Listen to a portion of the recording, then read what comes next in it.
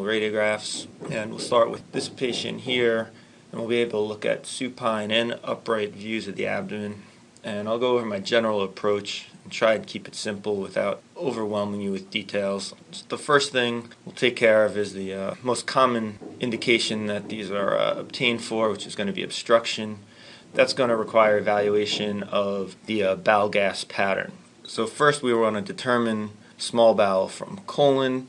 You can do this a number of ways. You want to obviously look for the expected anatomic location of the colon with the descending colon on the left, the ascending colon on the right, to varying degrees depending on how much air is within it. The transverse colon should be laying transversely across the upper abdomen, and depending on how redundant the sigmoid colon is, you would expect it to be seen down in the pelvis. The small bowel will be more central to this. Some of the other things you can use to differentiate would be one, the presence of the mottled appearance of feces within the colon. You can also look for Hofstra in the colon versus valvuloconiventes in the small bowel, which should be more circumferential around the entire small bowel. And once you do that, you then have to determine both the size and gas distribution of the air within the bowel. I try and keep it simple and say to determine if I'm looking at what I think is an obstructive process or a non-obstructive process, and anything I can't say that is either one of those is more indeterminate, and we'll discuss that later. Some general numbers I use: I try and keep it above 3 centimeters in size for small bowel would be abnormal. For colon, it sort of depends on where you are. You can have up to 8 to 9 centimeters for the cecum, but only 6 centimeters in the transverse colon before it starts getting abnormal. So that sort of bowel dilatation make you think of obstruction, especially if it's localized to just the small bowel. The other things you'd be looking for is air fluid levels. Air fluid levels within the small bowel, especially when they're at a differential level, almost what could sometimes be called stepladder appearance, is pretty highly specific for obstruction. If you don't have this bowel dilatation or these air fluid levels, and you have air throughout the colon and the small bowel to an equal extent, you're looking at what is just a non-obstructive bowel gas pattern. If you have this bowel dilatation, and especially if it's predominantly either in the small bowel or potentially just in the colon, you'll be looking at potentially either small bowel or colonic obstruction. There are numerous times where you'll be presented with some mildly scattered loops of small bowel that are dilated with or without air fluid levels, and air still throughout the colon to about an equal extent. This is when I generally say that the bowel gas pattern is nonspecific. I try and reserve using that terminology only if I can't classify it as either non-obstructed or obstructed, depending on the presence of air fluid levels and how many dilated loops of bowel you see. You could be looking in those situations at just an early obstruction, a partial small bowel obstruction, potentially ileus, which will generally have the same amount of air in the colon and small bowel. And then if you don't have any dilatation in air fluid levels in the small bowel, it becomes even less specific, and maybe you're just looking at an enteritis. After the small bowel, there are still plenty of soft tissues that we need to evaluate. One of the other common things is to look for the renal shadows. On this exam, you can sort of make out where the left renal shadow should be living over here. The right is going to be harder to see. One of the reasons we're looking for that is because you want to see calcifications. And sometimes it's hard to tell, say this little density here, if you're looking at a calcification which could be a renal stone or potentially bowel contents. You also will want to look along what would be the expected course of the ureters, which will come medially along the spine, inferiorly into the pelvis. Again, looking for potential renal or ureteral calculi. If you have this case where there are these densities that could be in the bowel or could be in the kidney, the upright views sometimes may be useful, with the bowel moving dependently with gravity, and maybe the potential calculus you're looking at is no longer visible over the renal shadow. After that, you can look at other fat planes you should be expected to see. For instance, here, the psoas muscles on either side. If you lose that, that could be indicative of pathology such as retroperitoneal hemorrhage. And then, of course, we wouldn't want to forget the osseous structures. In this patient, we have these sclerotic foci, which likely will be bone islands, but you'll have a view of the lumbar spine, the sacroiliac joints, arcuate lines, pubic symphysis, obturator rings, the proximal femurs. On this upright view from the same patient, along the other soft tissue shadows that we're able to see is the liver shadow in the right upper quadrant and the splenic shadow partly in the left upper quadrant.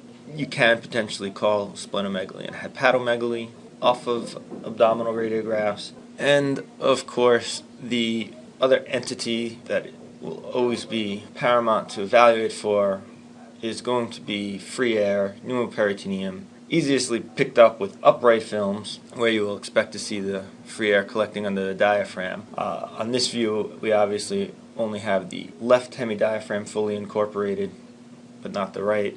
But you would expect air to be collecting in these locations here.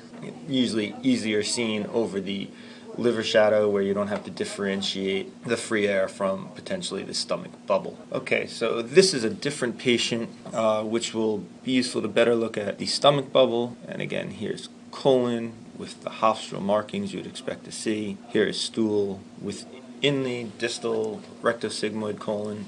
Here is the right renal shadow to a little better effect than on the prior exam.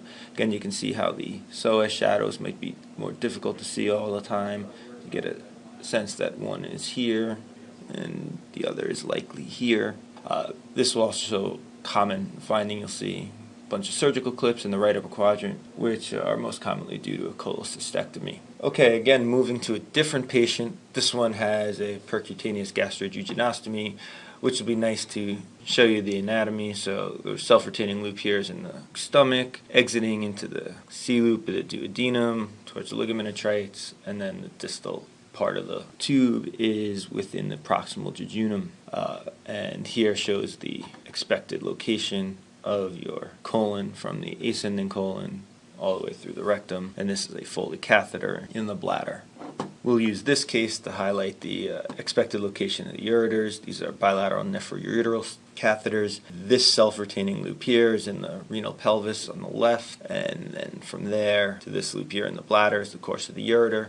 Same thing on the right. We have the self-retaining loop in the right renal pelvis coursing through the right ureter until it reaches the bladder. This is the location we expect it to look for renal and ureteral calculi. You can see this renal shadow here quite nicely on the right, and the left due to the overlying bowel gas, and gastrostomy is not as well seen. This is the gastrostomy bubble here. Again, we have the stomach, stool in the colon, air in the colon, some air in non-dilated loops of small bowel. And lastly, we'll move on to a separate patient that will be used to highlight the case of small bowel obstruction. And so, as I was saying previously, one of the first assessments we'll do is to look at the bowel gas pattern. So here we obviously have air within bowel loops, and we're going to try and determine, is this colonic or small bowel? So just based on location, here and here, the fact that you have these circumferential rings in these bowel loops, this is going to be small bowel. In case there was a doubt, you could see that this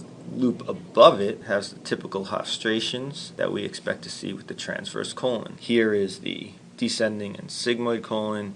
Here is the expected location of the ascending colon. These loops up here, again, you'd have to try and determine, are we looking at splenic flexure or dilated small bowel? And again, we can see the circumferential densities of the valvulae conaventes. This is a dilated loop of small bowel. So we have air there, and then these different straight lines are the air fluid levels at multiple different levels within the small bowel, and this is highly specific for small bowel obstruction. You can see that the patient has had recent surgery, and this certainly could be due to adhesions, the most common cause in this day and age. As I stated before, when we're doing the assessment, you also want to look at the relative amount of air within the small bowel versus colon. You can see there's much more air in the small bowel, which is dilated, versus a lot less air in the colon, which appears non-dilated.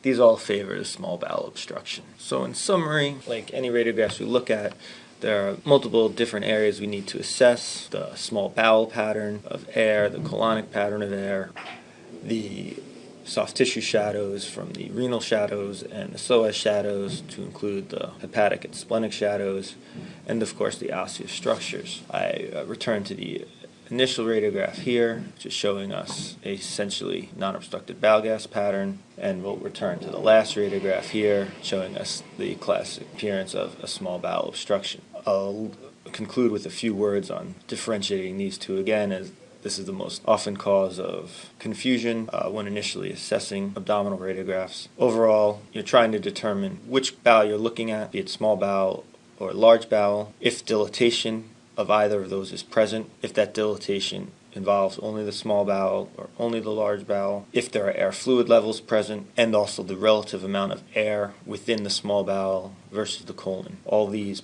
will help decide if you want to label something as an obstructive bowel gas pattern, a non-obstructed bowel gas pattern, and occasionally bowel gas pattern won't fit into either of those two and give you a more non-specific picture as we discussed.